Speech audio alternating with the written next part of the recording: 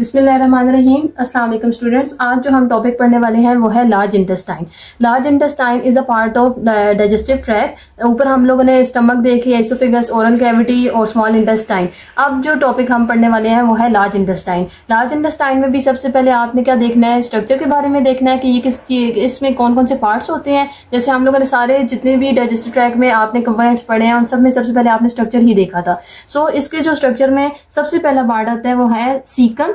Caecum के बाद जो नेक्स्ट पार्ट इसके साथ ही लगी होती है अपेंडिक्स। ठीक, उसके बाद अपेंडिक्स के बाद आपके पास आते हैं कोलोन के पार्ट्स। अब कोलोन के जो है वो मेनली 4 पार्ट्स होते हैं। सबसे पहले जो पार्ट आता है वो कौन सा पार्ट होता है, असेंडिंग कोलोन, जिसमें जो कोलोन होती है वो ऊपर की तरफ रन कर रही होती है। देन आपके पास आता है ट्रांसवर्स कोलोन। ट्रांसवर्स कोलोन के बाद आती है जी डिसेंडिंग कोलोन, और डिसेंडिंग कोलोन के बाद जो नेक्स्ट पोर्शन होता है वो है सिग्मोइड कोलोन। ठीक, सो सिग्मोइड कोलोन जो है वो एंड किस पे हो रही होती है, रेक्टम पे हो रही होती है। तो ये सारे पार्ट्स हैं लार्ज इंटेस्टाइन के। साथ साथ हम ड्रॉ करते जाते हैं और साथ साथ हम देखते जाते हैं कि किस तरह से ये अरेंज हुए हैं।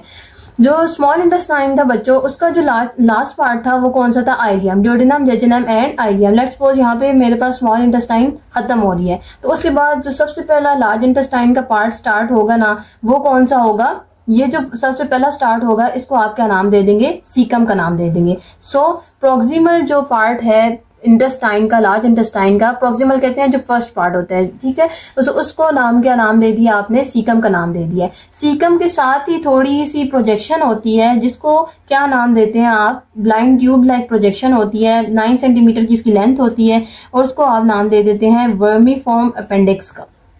और ये जो है ये आपके पास दूसरा पार्ट आ जाता है लार्ज इंटेस्टाइन का। सबसे पहले यहाँ पे आइलियम पड़ा हुआ था।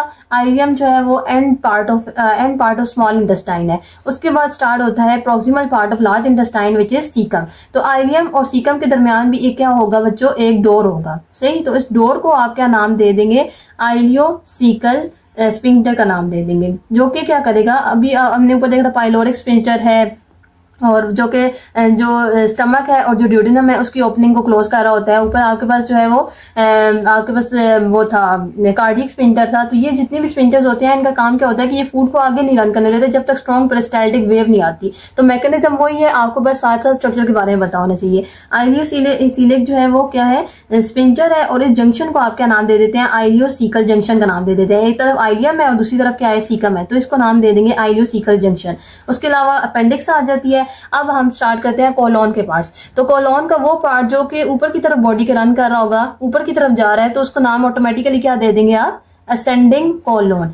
ट्रांसवर्स बच्चों कहते हैं जो इस लाई में पड़ी होती है, जो हॉरिजॉन्टल लाई में पड़ी होती है। तो वो कोलोन का पार्ट जो कि हॉरिजॉन्टल लाई में पड़ा होगा उसको आप क्या नाम दे देंगे, ट्रांसवर्स कोलोन का नाम दे देंगे। और डिसेंडिंग कोलोन वो हो जाएगी जो कि क्या आ रही होगी, नीचे की तरफ आ रही होगी। तो ये असेंडिंग कोलोन है, ये ट्रांसवर्स कोलोन है, और इसके बाद क्या आ जाती है, जो नीचे की तरफ कोलोन का पार्ट होगा उसको आप क्या नाम दे देंगे, डिसेंडिंग कोलोन का नाम। उसके बाद आपके पास जो है वो सिग्मोइड आ जाता है, सिग्मोइड, और इसके बाद नेक्स्ट जो पोर्शन होता है वो क्या आ जाता है, रेक्टम आ जाता है। तो इस तरह से आपको हर एक part along with the diagram draw करने आना चाहिए। उसके बाद आपको दिया हुआ है उन्होंने function of large intestine. So structure इतना, इसमें कोई कॉम्प्लेक्स बात नहीं है। आपको स्ट्रक्चर जो है वो साथ से जब आप ड्रॉ करेंगे तो आपको ऑटोमेटिकली खुद ब खुद ही आ जाएगा। फंक्शन की बात करें बच्चों, तो फंक्शन में आपके पास क्या आ जाता है कि इसमें बहुत सारे फंक्शंस होते हैं। सबसे पहले तो यहाँ पे भी जो कुछ एब्जॉर्प्शन, ज्यादातर जो एब्जॉर्प्शन होती है, मेन साइट ऑफ एब्जॉर्प्शन वो आइलियम ही है, लेकिन वो चीजें जो कि आइलियम में एब्जॉर्ब नहीं हुई वो आप किधर एब्जॉर्ब होंगी, वो लार्ज इंटेस्टाइन में एब्जॉर्ब होंगी। तो सबसे पहले जो फंक्शन है वो इसका क्या है कि ये एब्जॉर्ब कर रहा होता है किसको, absorption of water and electrolyte. ठीक है, वाटर और इलेक्ट्रोलाइट यहाँ पे एब्जॉर्ब हो रहे होंगे। उसके अलावा इसका क्या फंक्शन है कि विटामिन जो ऊपर आइलियम में एब्जॉर्ब नहीं हुए थे वो यहाँ पे एब्जॉर्ब हो रहे होंगे। और इसके अलावा जो है जितनी भी एसिडिटी है उसको ये क्या कर रहा होगा, रिड्यूस करा रहा होगा। ऊपर आपने देखा था कितनी ज्यादा पीएच चेंज हो रही थी, तो जो पीएच मेंटेनेंस है वो भी कौन करा रहा होगा, वो भी लार्ज इंटेस्टाइन करा रहा होगा। और इसके अलावा पीएच मेंटेनेंस होगी तो आपके पास क्या हो जाएगी, इन्फेक्शन जो है वो रिड्यूस हो जाएंगे। ठीक है, तो रिडक्शन एंड फंक्शन भी किसका फंक्शन होता है, लार्ज इंटेस्टाइन का फंक्शन होता है। सो आपको ये चंद एक चीजें जो है, इतना मुश्किल नहीं है large intestine, reduction of infections. ये अगर आपको जो है वो ऊपर स्मॉल इंटेस्टाइन के सारे पार्ट्स और उसके चीजें समझ आ चुकी हैं तो लार्ज इंटेस्टाइन उसके लिए कंपैरेटिवली बहुत ही ज्यादा आसान है। सो सबसे पहले अगर आप वाटर और इलेक्ट्रोलाइट्स की एब्जॉर्प्शन के बारे में देखें बच्चों, तो यहाँ पे अब क्या हुआ है कि जो डाइजेशन का प्रोसेस है वो कंप्लीट हो चुका है। ऊपर ड्यूडेनम और जेजुनम में जितनी भी डाइजेशन होनी थी वो सारी की सारी जो है वो कंप्लीट हो चुकी है। अब आइलियम से आगे जितने भी काम है वो क्या है, एब्जॉर्प्शन का काम। हमने जितना डाइजेस्ट करवाना था फूड को वो इंटेस्टाइनल ट्रैक में अप टू द जेजुनम हो चुका है। अब आइलियम में कुछ एब्जॉर्प्शन होगी है, ज्यादातर एब्जॉर्प्शन आइलियम में हो चुकी है, और जो कुछ एब्जॉर्प्शन है वो कहाँ पे होगी, वो लार्ज इंटेस्टाइन में होगी। तो वाटर और जो इलेक्ट्रोलाइट्स हैं वो प्रोक्सिमल पार्ट ऑफ इंटेस्टाइन में, लार्ज इंटेस्टाइन में ज्यादा से ज्यादा एब्जॉर्ब हो जाते हैं। जब वाटर और इलेक्ट्रोलाइट फूड में से एब्जॉर्ब हो जाएंगे बच्चों, तो उसका जो कंटेंट होगा या वो जो उसकी नेचर होगी वो लिक्विड ही नहीं रहेगी, वो सॉलिड में कन्वर्ट हो जाएगी। तो इसलिए वो जो लिक्विड नेचर का कायल बना हुआ था वो सारा का सारा किसमें कन्वर्ट हो जाएगा, वो सॉलिड स्टूल में कन्वर्ट हो जाएगा। क्यों? क्योंकि जो वाटर था वो उस फूड पार्टिकल्स में क्या हो चुका है, उसमें से एब्जॉर्ब हो चुका है। तो इसलिए जो आपके पास जैसे ही जो फूड होता है वो रेक्टम तक पहुंचता है तो वो सॉलिड स्टूल की फॉर्म में होता है, जिसको आप क्या नाम दे देते हैं, फीसिस का नाम दे देते हैं। और फीसिस जो है वो फिर कहाँ से एक्सपेल आउट हो जाता है, रेक्टम से एक्सपेल आउट हो जाता है। तो एक तो ये बात हो गई। उसके अलावा बच्चों क्या है कि ये लार्ज इंटेस्टाइन में क्या हो रहा है, विटामिन की एब्जॉर्प्शन हो रही है। तो वाटर इलेक्ट्रोलाइट्स भी एब्जॉर्ब हो गए हैं, विटामिन भी एब्जॉर्ब हो गए हैं। और इसके अलावा उन्होंने यहाँ पे ये बताया हुआ है कि जो हमारी इंटेस्टाइन होती है उसके अंदर कुछ बैक्टीरियाज होते हैं जो कि क्या कर रहे होते हैं, प्रोड्यूस करा रहे होते हैं लार्ज अमाउंट ऑफ विटामिन। जब भी आप बैक्टीरिया का नाम सुनते हैं तो हमारे जहन में यही आता है कि बैक्टीरिया क्या है, हार्मफुल है, लेकिन ऐसा नहीं होता। हमारे इंटेस्टाइनल ट्रैक में या हमारी गट में बहुत से ऐसे बैक्टीरिया होते हैं जो कि क्या होते हैं, यूजफुल होते हैं हमारे लिए। अगर वो ना हो तो बहुत सी बीमारियां सामने आती हैं। तो उन यूजफुल बैक्टीरिया का क्या काम होता है, वो कहाँ पे प्रेजेंट होते हैं, वो लार्ज इंटेस्टाइन में प्रेजेंट होते हैं। And their function is basically the production और formation of some essential vitamins which are necessary for our health. तो वो विटामिन्स भी कहाँ पे प्रोड्यूस हो रहे होते हैं, लार्ज इंटेस्टाइन में प्रोड्यूस हो रहे होते हैं by the help of bacteria. और वो विटामिन कौन कौन से हैं, एक तो विटामिन के है जो कि प्रोड्यूस हो रहा होता है, और दूसरा आपके पास बायोटिन है जो कि लार्ज इंटेस्टाइन में बैक्टीरिया प्रोड्यूस कर रहे होते हैं। ये फिर वहां से क्या होते हैं, हमारी बॉडी के अंदर एब्जॉर्ब होते हैं और हमारी बॉडी में जाके एसेंशियल रोल प्ले कर रहे होते हैं।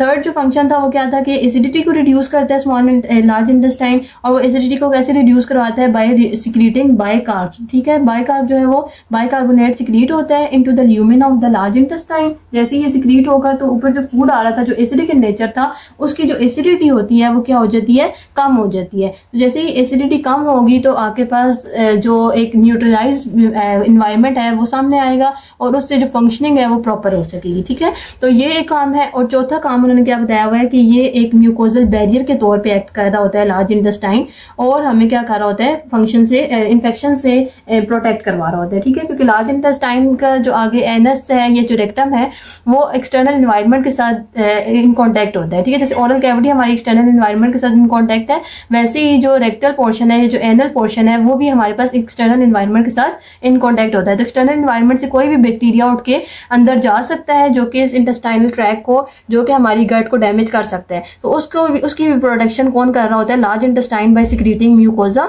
वो म्यूकोजा, उसका क्या फंक्शन होता है कि वो इस बैक्टीरियल इन्वेजन को, अंदर जाने को क्या कर रहा होता है, रोक रहा होता है। So these are the parts and function of the large intestine. Now the next topic is defecation. Defecation का मतलब बच्चों ये है कि the act of expelling the faeces out of the anus. अब ऑब्वियसली आपके पास जो लार्ज इंटेस्टाइन था वहां पे सारी की सारी वाटर, इलेक्ट्रोलाइट, न्यूट्रिएंट्स की एब्जॉर्प्शन हो चुकी है। अब जो एनल पोर्शन है या जो रेक्टम है, वहां पे सिर्फ और सिर्फ क्या कौन सा चीज पड़ी हुई है, वहां पे सिर्फ और सिर्फ वेस्ट मटेरियल पड़ा हुआ है। जो चीजें हमारी बॉडी को नहीं चाहिए थी, जिन्होंने नहीं एब्जॉर्ब होना था, वो सारी की सारी चीजें अब किधर आ चुकी हैं, एनल कैनाल में आ चुकी हैं या फिर रेक्टम में आ चुकी हैं।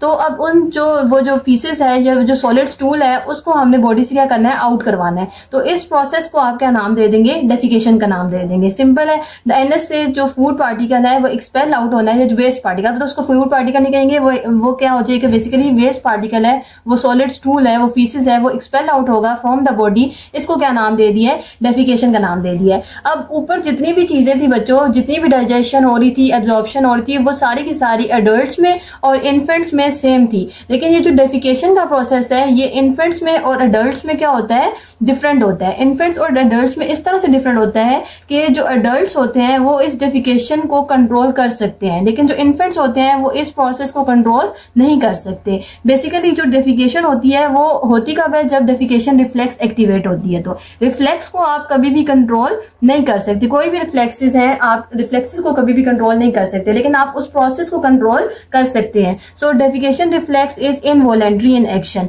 लेकिन कंट्रोल कौन कर सकेगा, एडल्ट्स डेफिकेशन के प्रोसेस को कंट्रोल कर सकते हैं, इन्फेंट्स डेफिकेशन के प्रोसेस को कंट्रोल नहीं कर सकते। अब ये कैसे होगा कि आपने जो है ये जो फीसेस है इसने एक्सपेल आउट होना है फ्रॉम द बॉडी। तो यहाँ पे क्या पड़ा होता है, एक तो पड़ा होता है जी इंटरनल एनल स्फिंक्टर, ठीक है, और दूसरा पड़ा होता है जी एक्सटर्नल एनल स्फिंक्टर। यहाँ पे इंटरनल पड़ा होगा और यहाँ पे क्या पड़ा होगा, एक्सटर्नल एनल स्फिंक्टर। अब इन्फेंट्स में क्या होता है बच्चों कि ये जो रिफ्लेक्स है ये इनवॉलंटरी है, मतलब कि आपके पास ये दोनों जो स्फिंक्टर हैं ये ऑटोमेटिकली रिलैक्स होते हैं। ये वो जो बच्चे होते हैं वो इन स्फिंक्टर्स को अपने कंट्रोल में नहीं रख सकते। तो इसका मतलब ये है कि जैसे ही स्टूल यहाँ पे आएगा, फीसेस आएगा, तो इंटरनल स्फिंक्टर भी ओपन हो जाएगा, एक्सटर्नल स्फिंक्टर भी ओपन हो जाएगा and this stool is expelled out from the body. तो ये जो होती है ये वीक ऑफ लाइफ में, after first week of life ये एक्टिव हो जाती है। और जो बच्चे होते हैं वो इस रिफ्लेक्सेस को कंट्रोल नहीं कर सकते, वो डेफिकेशन के प्रोसेस को कंट्रोल नहीं कर सकते। लेकिन अगर हम एडल्ट्स की बात करें तो एडल्ट्स जो है वो पर्टिकुलर टाइम पे आगे क्या करते हैं, वो एक तो इनकी डेफिकेशन रिफ्लेक्स इनिशिएट कैसे होगी, ऑब्वियसली जब यहाँ पे स्टूल आएगा, जब यहाँ पे फीसेस आएगी तो यहाँ पे क्या होगा, प्रेशर बिल्डअप होगा। जैसे ही प्रेशर बिल्डअप होगा या फिर डीप ब्रेथ हो रही है या फिर एब्डोमिनल मसल्स कॉन्ट्रैक्ट कर रहे हैं, क्योंकि ये सारी चीजें, ये जो इंटेस्टाइनल ट्रैक है ये किधर पड़ा हुआ है, एब्डोमेन में पड़ा हुआ है। तो जैसे ही एब्डोमिनल मसल कॉन्ट्रैक्ट करेंगे तो अंदर जो डाइजेस्टिव ट्यूब होगी उसके ऊपर क्या करेगा, प्रेशर इंक्रीज होगा। या डीप ब्रेथ वो एक पर्सन जो होल्ड करता है तो उसकी वजह से जो प्रेशर होता है वो क्या होता है, बिल्डअप होता है। जैसे ही प्रेशर बिल्डअप होगा तो जो यहाँ पे प्रेशर जैसे ही बिल्डअप होगा तो आपके पास ये जो पेरिस्टाल्टिक वेव है ये स्ट्रॉन्ग हो जाएगी, या ये जो वॉल्स है ये क्या होने लग पड़ेंगी, डिस्टेंड होने लग पड़ेंगी। और जैसे ही ये वॉल्स डिस्टेंड होंगी तो यहाँ से न्यूरोनल सिग्नल्स जाएंगे तो डेफिकेशन रिफ्लेक्स जो है वो क्या हो जाएगी, एक्टिवेट हो जाएगी। अब जैसे ही डेफिकेशन रिफ्लेक्स एक्टिवेट हुई है बच्चों तो पेरिस्टाल्सिस स्ट्रॉन्ग हो जाएगी। पेरिस्टाल्सिस का मतलब क्या है कि contraction of the intestinal wall increase हो जाएगी। जैसे ही कॉन्ट्रैक्शन इंक्रीज होगी तो ये जो इंटरनल एनल स्फिंक्टर है ये रिलैक्स हो जाएगा। ठीक है, आपके पास सबसे पहले क्या हुआ है कि स्टूल यहाँ पे आया है या फीसिस यहाँ पे आई है, एब्डोमिनल मसल कॉन्ट्रैक्ट की है, या फिर आगे या तो एक तो ये है कि फीसिस का प्रेजेंस होना, या फिर एब्डोमिनल मसल कॉन्ट्रैक्ट करना, या फिर क्या हुआ है, डीप ब्रेथ हुई है। तो इन तीनों चीजों से जो मस्कुलर डिस्टेंशन है वो क्या हो जाएगी, इंटेस्टाइनल ट्रैक की वो इंक्रीज कर जाएगी। ठीक है, मसल्स जो है मस्कुलर डिस्टेंशन होगी किसकी, इंटेस्टाइनल ट्रैक की, ऑफ एनल कैनाल या इंटेस्टाइनल ट्रैक, आप जो भी इसको नाम दे दें। तो जैसे ही इंक्रीज होगी तो न्यूरोनल स्टिमुलस जाएगा, तो स्टिमुलस जैसे ही आएगा तो आपके पास क्या एक्टिवेट हो जाएगी, डेफिकेशन रिफ्लेक्स एक्टिवेट हो जाएगी। अब जैसे ही डेफिकेशन रिफ्लेक्स एक्टिवेट हुई है तो जो इंटरनल एनल स्फिंक्टर था वो क्या हो जाएगा, वो ओपन हो जाएगा। लेकिन जो एक्सटर्नल एनल स्फिंक्टर है वो अडल्ट्स में अंडर कंट्रोल होता है, वो तब तक एक्टिवेट नहीं होगा जब तक जो ह्यूमन है, ये जो पर्सन है वो खुद उसको ओपन नहीं करेगा। तो सो आपके पास इंटरनल एनल स्फिंक्टर जो है वो ओपन हो गया। अब जो स्टूल है या जो फीसिस है वो यहाँ पे आ चुकी है। तो ये जो डेफिकेशन रिफ्लेक्स है ये थोड़ी देर के लिए रहती है, उसके बाद जब वो एक्सटर्नल एनल स्फिंक्टर ओपन होता है तो ये जो स्टूल पार्टिकल है, ये जो फीसिस है ये बॉडी से एक्सपेल आउट हो जाता है। सो ये जो नॉर्मली जो एक्सटर्नल एनल स्फिंक्टर कॉन्ट्रैक्टेड ही रहता है, ये अंडर कंट्रोल होता है, लेकिन जो इन्फेंट्स होते हैं उसमें इंटरनल और एक्सटर्नल दोनों जो है वो उनके कंट्रोल में नहीं होते। डेफिकेशन रिफ्लेक्स जो है वो इनवॉलंटरी होती है, और ये जो मेथड था, ये जो प्रोसेस था जिसमें जो वेस्ट पार्टिकल है, जितना भी वेस्ट पार्टिकल यहाँ पे प्रेजेंट था वो बॉडी से आउट हो जाता है, इसको आप क्या नाम दे देते हैं, डेफिकेशन का नाम दे देते हैं। Thank you so much, Allah Hafiz.